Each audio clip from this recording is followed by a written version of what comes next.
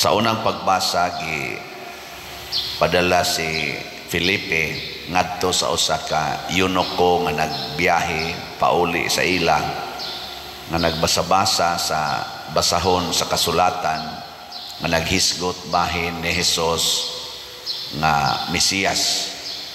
Wa siya kasabot, mauto si Felipe nga natudluan as Ginoo sa pagsabot sa kamatuoran bahin sa atong kaluwasan, misakay uban niya ug sa dihang nakasabot na siya porting lipaya sa eunuko ug nagpabunyag niya si Felipe. Gidala na sad sa Espiritu Santo ngadto na sad sa laing lugar. Matud pas tubag nato sa Salmo sa ganito, ang tibuok kalibutan musinggit unta sa kalipay ngadto sa Dios. Sa inyong balay nisinggit na ba muros kalipay, labi daning kusog kayong init? Wa mo kasinggit. Kaning siging gubatron nakasinggit pa mos kalipay. Kining daghan ang kompanya ng asira o nanaktak o empleyado makasinggit patas kalipay. Kining pagsaka sa presyo bugas, presyos gasolina makasinggit patas kalipay. Tubag kining nag-anam na sad kadaghan nga supply sa drugas, nanay pila to 13-15 billion ba to nga worth sa drugas nga nasakpan. Kadto sa nasakpan lang to makasinggit katas kalipay. Aning daghan na sa niya kayong kagot ang ipon, siga ang mata, di man na pirming masakpan. Kadto nakasakop ka usa pero dunay na po atong delivery nga wa masakpi, di ba? Ay kunyog tutoke mo na siya makasinggit pabatas kalipay. Yes, pwede ra kitag mosinggit sa kalipay basta nagsigitag kaon sa unod ni Kristo. Kay matod pa ni Kristo, ang akong unod mao ang tinuod nga pagkaon. Pero magsigitag pangitag bugas, magsigitag pangitag kwarta, di kita kasinggit og kalipay kay lisod na kayong kwarta. Bisan atong slot minus na kayog halin. Asa ang pagkahalin na nagdaghan nga lisod manganis pamugas, pero sige lang yapon tag baligyag slot. Kay ang tao sad nga nikaon sa unod ni Kristo, di sad na siya muila og krisis. Wa sa gid na sila krisis kanang nikaon sa unod ni Kristo. Dige lingya imong tupad ing na unsang unora imong gikaon ron. Ha? Unods baboy, unods manok, unods isda, o unod ni Kristo? Oy, kita magsigpangita ng unods baboy, unods isda, unods sa manok, unods baka, pero di kita mangita sa unod ni Kristo, yang flesh. Bayon sa man pagkaon sa unod ni Kristo, kanus amanta ug asa man ta makakita. Muna matud pa ni Kristo, tudluan sa amahan ang tanan nga tao. Nya kadtong mamati, muduol kaniya ug mukaon sa iyang unod. Ang mamati ug makasabot. Nya unsa may itudlo sa amahan nga si Kristo mao ang zaman tinuod nga pagkaon, ug unsaon man siya pagkaon, pinaagi sa sakramento ug sa buhat sa gugma. Sakramento ug buhat sa gugma. Kana bitang taong maghigugma ay magsige man na sila kinananay, di ba? Oh, kinananay na sila. Mangaon, mukaon, basta lang yung mangaon lagi na sila. Mupakaon, basta naghigugmaay. Nya ang sakramento kining Eucharistia gihimo sa ni Hesus aron doon na sa tayo gitawag og espirituhanong pagkaon. Kanang actual yung kaon ba?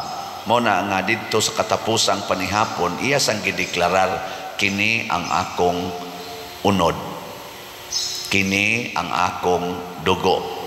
Muna dinhi sa atong misa, ato nang gibalik-balik. Kay matod pa nilang San Pablo, sa matag higayon nga baliko nato kini, ug atong buhaton, atong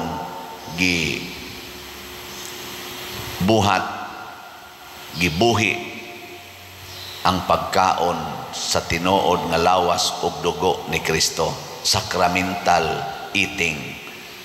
Niya doon na sa gitawag nato og unsa man, relational eating, kaning paghigugmaay. Ang lawas ni Kristo gitawag sa nasiyag mystical body. Mystical nang murag espirituhanon nga lawas nga mao ang simbahan. Nya ang simbahan gilangkuban sa mga katawhan, flesh of people. Gilingay mong tupad ingna naa kay flesh. Kana imong tupad ba na flesh wa kana? Kana mo ikana kay membro mo nas lawas ni Kristo. Flesh. Ingos Kristo, mukaon sa kong unod. Ang mga membro sa simbahan na ay unod. Niya unsaon man ato pagkaon, pinaagi sa gugma. Kaya kanang mukaon ta, pasudlo nato ang pagkaon sa atong bakba ngari sa atong body system. Ang paghigugma sad, pasudlo nimo ang tao sa imong kasing-kasing ug musud siya sa imong kinabuhi. Sige, lain na sang lingi sa imong tupad.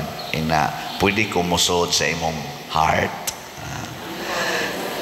Ina, pwede kumusod sa imong heart. Ang pagkaon, musod sa itong bakba, kinahanglan na itong pagtugot. Normally ba? Normally. Kinahanglan pagtugot. Kinahanglan yung kamunganga, nga imong usapon, normal na. Gawas lang ang abnormal nga i-inject na, alis ilong, sa na ipapangaging kuan. Pero normally, ato ginang bukhon ang atong bakba. Sa espirituhanon sang pagkaon, kanang paghigugmaay, ato sang ablihan ang atong kasing-kasing. Kanabang, dili na ta magsigig question kung kinsa ka ang akong buhaton, kinsa ka sa mata ni Kristo. Nya sa mata ni Kristo kitang tanan mga sakop sa iyang lawas. Mao na magdinawatay kita, maghigugmaay. Nabitay ni ingon ako, Pader, unsaon man ako pag puyo nga tunhay nga ang akong bana din amang gyud may magkasinabot. Ako, kumusta man mo nagminyo? Wala pa ka mabuntis? Siya, buntis na ko, Pader. Nako, unyag nabuntis pa ka. Ug wa pa ka mabuntis ato, magminyo ka atong panahon na. Siya, di gyud, Pader. Nako, buwagi na imong bana. Niya, apply og declaration of nullity sa simbahan. Kaya ang inyong kasal, voidable. Pasabot, questionable. Kaya ang imong consent ato, dili free. Gitukmod ka sa imong kauaw, sa imong kahadlok nga magmabdos nga way bana. Niya ang imo sang bana sa imong paminaw, wa lang gyud ka mabuntis, mga sawa ka nimo siya, ambot lang pa din, sige lang nagsuyop sa una. Ana, di gito magminyo nako kung wa lang ko mabuntis. Nako, buwag gi. Niya apply dayon sa pilam say magasto ana nako mga kuan lang gud, apply kas korte, apply sa kasimbahan, siguro naas mga 100 or 120,000. Asa man kog kwarta nako, awa kay kwarta, ayaw buwag eh. Di ba? Isa niya mamatay kog sayo nako, martyrdom. Na siya kan ana usapa na kay nganong imo man ang gidesisyonan, usapa na. Pero doon ay gihatag nga liwi, no? Gamayng liwi ang simbahan. Voidable man, questionable man ang inyong consent, at pwede na to i-declare nga wa gyoy kasal nga nahimo, invalid from the beginning ang inyong kasal, kay ang consent questionable, dili clear. Muna ang pamaagi simbahan. Pero ang gusto simbahan, magbuwag mo sa mayong kabubuton, dili magdinumtanay. Mo bitang i-declare sa simbahan nga wa mo makasal aron di mo magdumot. Ana, di man sa noon magtingganay. Pero wa tay divorce, ha? Wa tay divorce sa simbahan. Declaration of nullity. Haron dili kita mabugatan. Pero kung gusto jud kang mulahos, nindot kay na gitawag sa nasiyag martyrdom. Kana bang mupadayon ka hangtod sa kamatayon og radically imong i-implement ang imong gisaad nga for better or for worse, in sickness and in health, for richer or for poorer, till death do us part.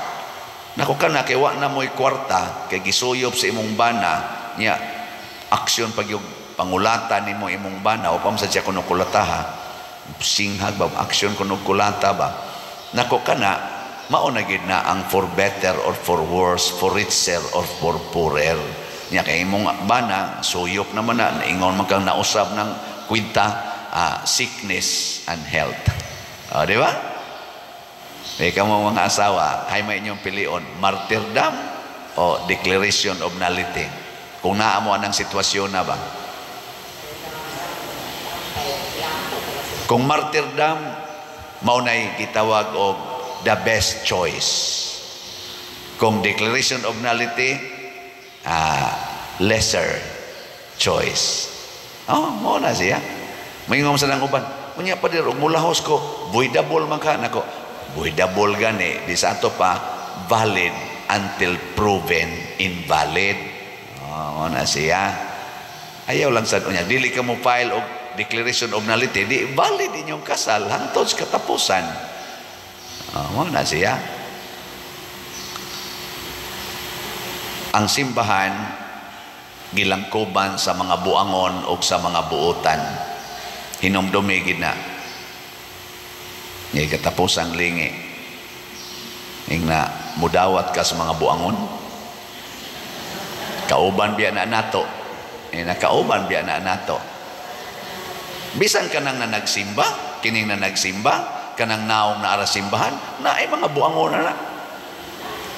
No ay daghan.